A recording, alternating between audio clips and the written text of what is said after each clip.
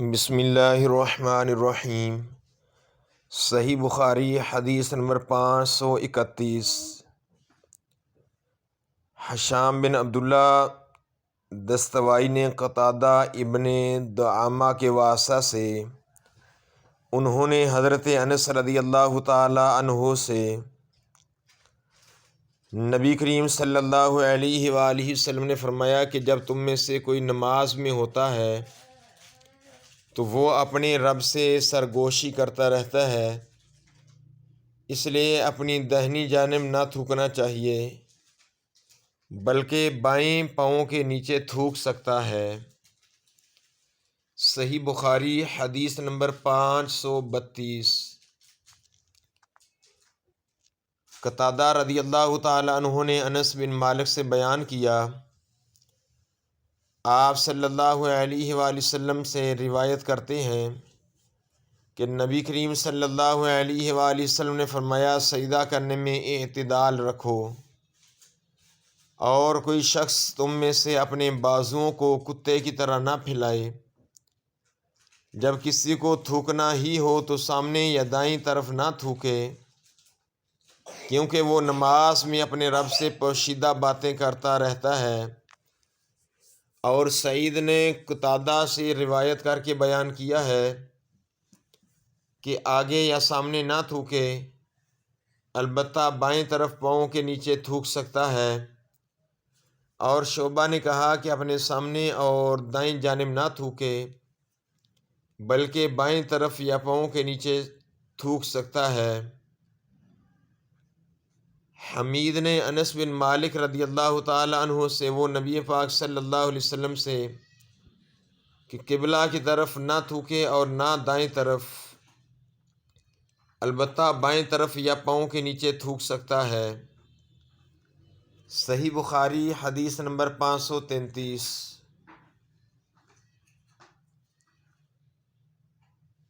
حضرت ابو ہریرہ رضی اللہ تعالی عنہ روایت کرتے ہیں، عبداللہ بن عمر کے مولا نافع عبداللہ بن عمر سے اس حدیث کی روایت کرتے تھے کہ ان دونوں صحابہ نے رسول اللہ صلی اللہ علیہ وآلہ وسلم سے روایت کی کہ آپ صلی اللہ علیہ وآلہ وسلم نے فرمایا، جب گرمی تیز ہو جائے تو نماز کو ٹھنڈے وقت میں پڑھو، کیونکہ گرمی کی تیزی جہنم کی آگ کی بھاپ سے ہوتی ہے۔ صحیح بخاری حدیث نمبر 534۔ عبد الرحمن وغیرہ سے انہوں نے ابو ہریرہ رضی اللہ تعالی عنہ سے عبداللہ بن عمر کے مولا نافع عبداللہ بن عمر سے اس حدیث کی روایت کرتے تھے کہ ان دونوں صحابہ نے رسول اللہ صلی اللہ علیہ وآلہ وسلم سے روایت کی کہ آپ صلی اللہ علیہ وآلہ وسلم نے فرمایا، جب گرمی تیز ہو جائے تو نماز کو ٹھنڈے وقت میں پڑھو، کیونکہ گرمی کی تیزی جہنم کی آگ کی بھاپ سے ہوتی ہے۔ صحیح بخاری حدیث نمبر 535۔ حضرت ابو ذر رضی اللہ تعالی عنہ سے نبی کریم صلی اللہ علیہ وآلہ وسلم کے مؤذن بلال نے ظہر کی اذان دی تو آپ صلی اللہ علیہ وآلہ وسلم نے فرمایا کہ ٹھنڈا کر، یا یہ فرمایا کہ انتظار کر، اور فرمایا کہ گرمی کی تیزی جہنم کی آگ کی بھاپ سے ہے، اس لیے جب گرمی سخت ہو جائے تو نماز ٹھنڈے وقت میں پڑھا کرو۔ پھر ظہر کی اذان اس وقت کہی جائے جب ہم نے ٹیلوں کے سائے دیکھ لیے۔ صحیح بخاری حدیث نمبر 536۔ حضرت ابو ہریرہ رضی اللہ تعالی عنہ سے روایت ہے، وہ نبی کریم صلی اللہ علیہ وآلہ وسلم سے کہ جب گرمی تیز ہو جائے تو نماز کو ٹھنڈے وقت میں پڑھا کرو، کیونکہ گرمی کی تیزی جہنم کی آگ کی بھاپ کی وجہ سے ہوتی ہے۔ صحیح بخاری حدیث نمبر 537۔ دوزخ نے اپنے رب سے شکایت کی کہ اے میرے رب، آگ کی شدت کی وجہ سے میرے بعض حصہ نے بعض حصہ کو کھا لیا ہے۔ اس پر اللہ رب العالمین نے اسے 2 سانس لینے کی اجازت دی، ایک سانس اجاڑے میں اور ایک سانس گرمی میں۔ اب انتہائی سخت گرمی اور سخت سردی جو تم لوگ محسوس کرتے ہو وہ اسی سے پیدا ہوتی ہے۔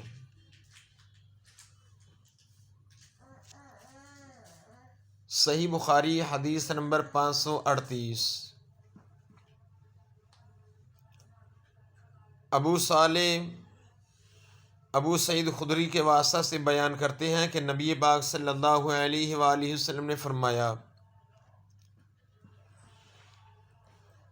کہ گرمی کے موسم میں ظہر کو ٹھنڈے وقت میں پڑھا کرو،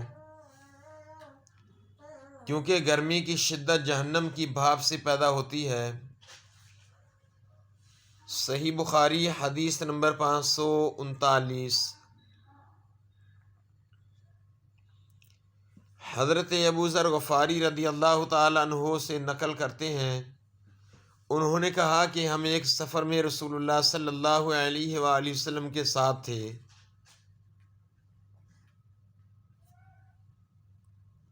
مؤذن نے چاہا کہ ظہر کی اذان دے، لیکن آپ صلی اللہ علیہ وآلہ وسلم نے فرمایا کہ وقت کو ٹھنڈا ہونے دو۔ مؤذن نے تھوڑی دیر بعد پھر چاہا کہ اذان دے، لیکن آپ صلی اللہ علیہ وآلہ وسلم نے فرمایا کہ ٹھنڈا ہونے دو۔ جب ہم نے ٹیلے کا سایہ ڈھلا ہوا دیکھ لیا تب اذان کہی گئی۔ پھر نبی پاک صلی اللہ علیہ وآلہ وسلم نے فرمایا کہ گرمی کی تیزی جہنم کی بھاپ کی تیزی سے ہے، اس لیے جب گرم موسم ہو یا گرمی سخت ہو جایا کرے تو ظہر کی نماز ٹھنڈے وقت میں پڑھا کرو۔